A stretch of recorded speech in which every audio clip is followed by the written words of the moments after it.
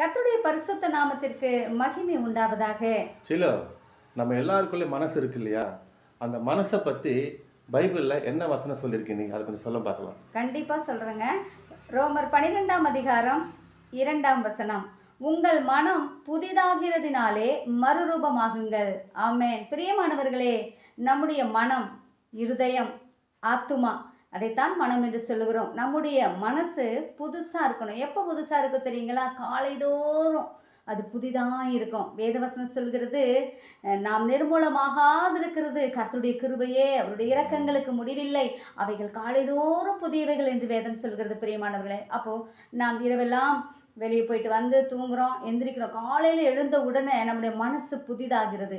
நம்மை ஆண்டவருக்கு நம்மை அர்ப்பணித்து அவரை துதிக்கும் பொழுது நாம் மறுரூபமாகக்கூடிய அந்த அனுபவத்தை பெற்றுக்கொள்ள முடியும். நிச்சயமாகவே பெற்றுக்கொள்ள முடியும். நம்முடைய மனது புதிதாகும் பொழுது நாம் மறுரூபமாகும். பரிசுத்த ஆவியானவர் நம்மை நடத்துவார். இன்னைக்கு என்ன செய்யணும், என்ன செய்யக்கூடாது என்பதையெல்லாம் கர்த்தர் நமக்கு எழுதி கொடுத்திருக்கிறார். அதன்படி நாம் நடக்கும் பொழுது என்னை நாள் முழுவதும் ஆண்டவராகிய கர்த்தர் நம்மோடு இருக்கிறதை உணர்ந்து நன்றி சொல்ல முடியும். பிரியமானவர்களே, ஆண்டவராகிய கர்த்தர் தாமே நம் அனைவரையும் ஆசீர்வதிப்பாராக.